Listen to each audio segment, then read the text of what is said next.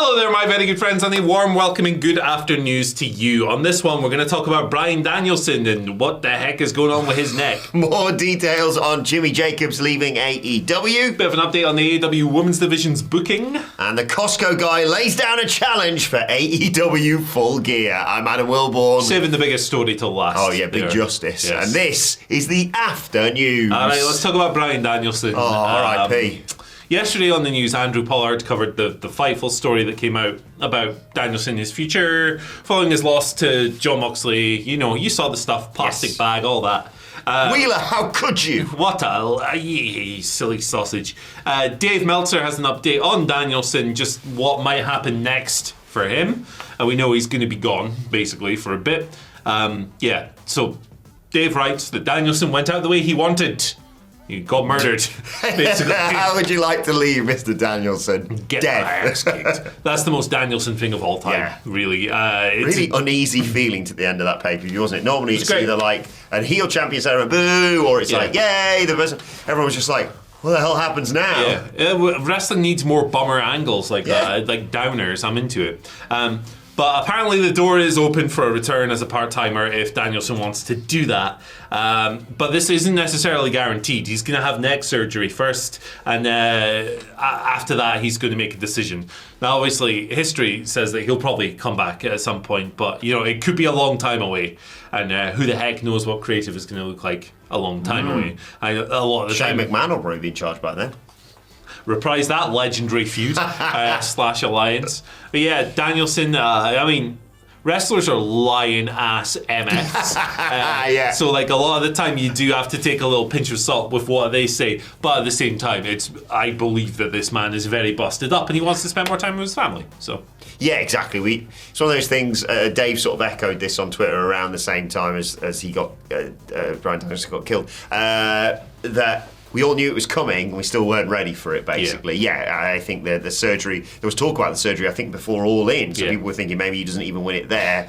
But the clock has been ticking from the moment he won that title for someone to not only beat him and take the world title, but obviously semi-retire him. Yeah, absolutely. Take as much time off as you need. It's a great angle to write him off for that. It's not like, well, he'll be better in a couple of weeks. He's been suffocated for the second time in about a month. And then he had his neck broken, I think, by Claudio Castagnoli just to proper finish him off. So I think it's a good way of doing it. Like you say, it leaves things open. If he wants to return, he could come back and go after, all of the, whatever the new BCC's called, Evil BCC, or just Yuta or Claudio or just Mox or whatever. Or he could just decide, you know what, I'm just going to stay at home and let Darby Allin, for example, fight my battles. But yeah, what an end to an incredible run. It's weird, you're sort of semi-writing up his career retrospective. It's not necessarily completely over, but yeah, full-time Danielson is done. yes, absolutely. And you get the commentary like pointing out that one of his arms is slightly larger than the other because it's started to atrophy and stuff. Yeah, he probably is in a lot of physical pain. So it would probably be quite nice for him to go home at Christmas and have had like 2 months off. Yeah. And be able to just chill with his family, cooking lettuce. I was about to say, big old turkey. That would work. Roast lettuce. Yeah, actually, do you know what? If I was a wrestler and I was going to take some time off, it'd be around this time of year, wouldn't it? Because Halloween, just fun, get to dress up, especially if you've got kids. Then, oh my God, I wish we did this, Thanksgiving, and then Christmas as well. Yeah, it's a lot. He's going to come back like this. Bum, bum, bum, bum, bum. My next fight, my stomach's a bit bigger, that's all. Yeah, those Valkyries won't be flying. If I would be so screwed if I was American, man. Honestly, like having Thanksgiving so soon to Christmas. I'd rather have Thanksgiving than I don't know, swap out one of our crap holidays. Yeah. Even Halloween. F Halloween. Get Thanksgiving in. Can we trade it for a year to see what it feels like? I know they have Halloween as well, but get rid of it. Yeah, absolutely. I don't dress up. No. I do. Oh, well, I dressed my kid up now. Yeah. I've got like 5 costumes. Last year we did, I think, all of them. It's like, skeleton, ghost, pumpkin. There we go. What do we do this year? I think we're going to, right now, the working plan is dress him up as Nemo to go and watch Disney on Ice, because I think it might be the cutest thing I've ever seen. Fair enough. But yeah. I used to go to Disney on Ice when I was a kid. It was awesome. Once you're past a certain age and you don't have kids, I'd much rather have a big turkey day prior to the other big turkey day. Imagine 2 of those, man. Just like, boom, boom, boom. Anyway, get well soon to Bryan Danielson. Danielson. Yeah, don't hurry, Batman. Just take some time, please. Yes. Right, let's talk a little bit more about Jimmy Jacobs. All the talk, obviously, about him leaving AEW. This is less, more details on him leaving and more sort of a bit of a clarification on some speculation that was doing the rounds, Andy. Because, yes, he's finished up with AEW. Much discussion about this. Fightful Select yet are doing this really good report covering off everything. He's well liked backstage. No ill will regarding his departure. Jacobs himself cited burnout and not wanting to travel as much as the reason to finish up. And also AEW have said they wanted to kind of freshen up creative as well. Outside of Tony Khan, Jacobs was at more AEW shows than anyone. But yeah, the Twitter, X, whatever you want to call it, there was a lot of theories as to Jimmy Jacobs. Well, Ibu did a space. Yes. And it was really poorly aggregated by a bunch of idiots on Reddit. Yeah. So to clarify some of the things here, he did work directly with Chris Jericho with I'm Luring Tree, but the original execution was not Jacobs' idea. Yes, he knew who Okada was. Of course, but he did come to AEW not familiar with the on-screen product, but was always open to learn and took recommendations on catching up. But yeah, this is all part of a sort of freshening up of creative within AEW. I know it's not been dreadful, but I think it does need this mix-up, to be perfectly honest. Agreed. I completely agree. So this is like a multifaceted thing. I think creatively, yeah, AEW needs a bit of shock to the system. Yeah. I think that when you look at the sheer volume of things that have been started and then stopped again and again and again, especially this past couple of years, it's kind of inexcusable. And yeah, you can look at the card for Wrestle Dream, right? And there was a lot of like more AEW defending kind of accounts who were like, actually there's a story for each of these matches, because there was a criticism the build's been poor, right? And you get blah blah blah story, and it's like, yeah, you can identify a story, but that doesn't mean it's a good one. The private party build, for example, 2 weeks. I mean, that needed much longer. We spoke a bit more about that on the first video today. So yeah, and also when Tony Khan says that there's 27 people involved in creative, that's an alarm bell to me, because I think that's far too much. Yes. You have that many voices, there's going to be no cohesion between them, and too much crap it's going to get through. Everyone has different ideas. I don't think you need anywhere near that amount of people. Now, on Jimmy Jacobs, I think it sucks that a person has lost their job, and that's not, you know, I'm not celebrating someone losing their job. I think it's just on a human level, it's kind of rough. But if he's burnt out, wants a bit of time off the road, for sure. Yeah, for sure. And at the same time, from what I've heard of the Jimmy Jacobs ideas that made it to TV, not my tempo wrestling wise. So yeah, I'm not mad at this, like, at all, really. I think that Tony needs to filter a lot of what's coming to him, and I think, you know, the best era of AEW started off on the 18th of December 2019. Remember that crap episode of Dynamite with the Dark Order punches and all that stuff? Tony took more of a reign on creative, upturn almost immediately. I know he's a busy man. He definitely needs some help. I don't think he needs 27 people's help. Yeah, I think two things can be true. Jimmy Jacobs can be gone, and AEW can need a freshen up in creative, and you can't necessarily pin all that on Jacobs. Yeah, it's not his fault. It's not like, oh, now he's gone, everything's going to be absolutely fine now. I can't believe I'm about to say this, and please don't take this the wrong way. There needs to be an element of Vince McMahon in terms of when people would bring him all these different ideas. Vince Russo would bring him all these different ideas, and Vince would cherry pick the best ones. I think that's what Tony Khan needs somewhat in terms of, like you say, yeah. We're talking Vince like 25 years ago, right? Just to clarify. Yeah. But yeah, I think you're right. Yeah, when he was the kind of the sole man at the helm, it's just a lot easier, isn't it? Because you can describe to me 5 stories you want to book and tell me the points you want to do it, and I can say, right, I'll take that and I'll deal with week 5 or whatever. Whereas if I'm saying, you should do this, Andy, and then Sige and Hamlet or whoever is saying, you should do, and don't forget to do this and this, it just gets really confused. To me, it needs more like the Moxley angle with Danielson and his retirement and all this stuff, the Hangman, Swerve stuff. Yes. Tony and Mariah May was really well done, and the match was great.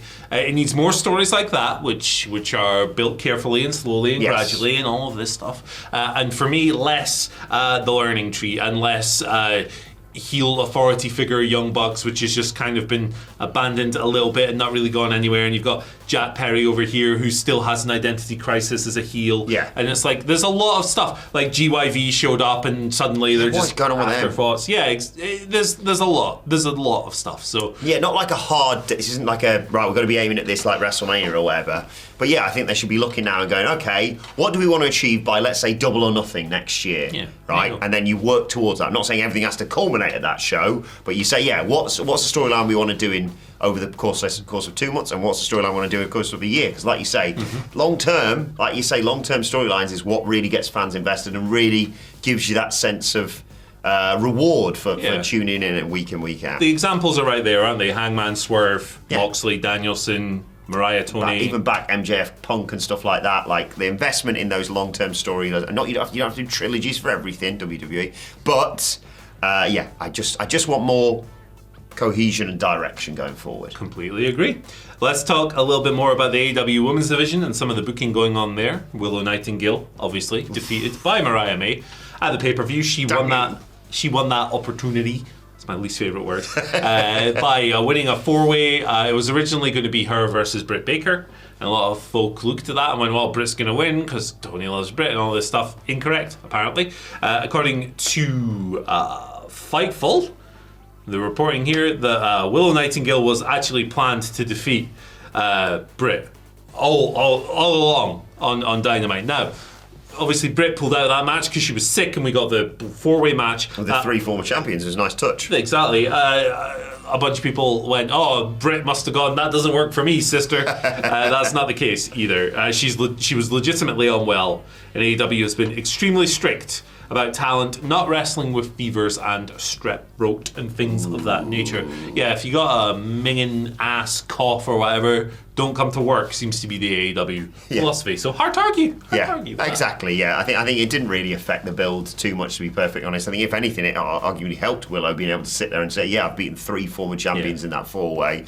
Annoyed she didn't win, but I had a feeling Mariah May was going to retain. The Britt Baker thing is just... It must be so frustrating for Britt as well. She's like sat at home with, in my head, big thermometer sticking out of her mouth, ice pack on her head, or whatever she's ill with, and people are just like, don't believe you. It's like, well, what do you want to do? Come up and cough on the camera? Yeah, do you want me to breathe in your face? Yeah, she's a successful women's wrestler. They always get more criticism than men. Whatever job you do, if you're ill, if you can, I realise some jobs are terrible, don't go to work, don't infect your colleagues. Yeah, exactly. How haven't we learned this over the last 5 years? Like, if it's just a little bit of a sniffle, I get it. But, if it's something that's going to hinder other people in your... infecting the whole lock. Yeah, anyway. Yeah, just be... Load of bollocks. Right. Let's talk about Big Justice. Speaking of bollocks. It's a fun final story for us today. AJ off of that weird... I don't really know a lot about the Costco family, to be perfectly honest. I've realised I'm old. I thought we were still doing the hug to a girl, but apparently not. AJ Bufumo has laid out a challenge, Andy, for QT Marshall for AEW's Full Gear event in November. It goes down in Newark, New Jersey, which makes a lot of sense, obviously. It was a promo released by in the Coastal Championship Wrestling. I believe that was the one where he turned up and attacked. Good move. Good look good in there. He attacked QT Marshall. Gut wrench, powerbomb. Is CCW's champion. And yeah, if this happens, it would be QT Marshall's first AEW action since a dark match in July, first televised bout since August of 2023. It's a TikTok thing, and I don't really understand TikTok or modern trends, to be perfectly honest. I thought we were still eating Lunchables by Mr. Beast or whatever they're called. Oh, yeah. But yeah, they're 1.3 million TikTok followers. We bring the boom. The one thing we can relate to is their love of Costco, though. Yeah, Costco's good. The cookies in the office just the other day. They're also a fan of the chicken bake, which I'm yet to try. But yeah, if anyone from Costco's watching, I'd love a card. Yeah. I'm not part. So we went the other day because of my mate Sam's card. She took us, and it was. I've never been before. It was like Disneyland, I'll be perfectly honest. And then I looked at the thing and it was like, you have to be like a barrister or in the armed forces. And I was like, doesn't say stupid YouTube creator on there, I see. But, I think, we got there because my partner works in education. She does social media for a university. Big influencer as well. Big in Newcastle. I think you can qualify as a media person, but you need a special media card. Yeah, we need a card. We don't. No, we don't qualify. I assume you need to be like a sports reporter or something like that. Yeah, like an actual journalist. Well, hang on, wait a second. If that's the case, sorry. I've got a T-shirt to show you guys at Costco. Whoops. But yeah, I mean, I must admit, I'm not familiar with their game too much. No. I think their eyebrows are good. They have a good eyebrow guy. They do. I like the little guy that they hang out with. You seen this little guy? Yes. He does this. He's quality. There's a video that I love of someone's got a bit of provolone cheese and they slap it on the back of his head and he just turns around like that guy rocks. They should get him in. What's his name? I don't know.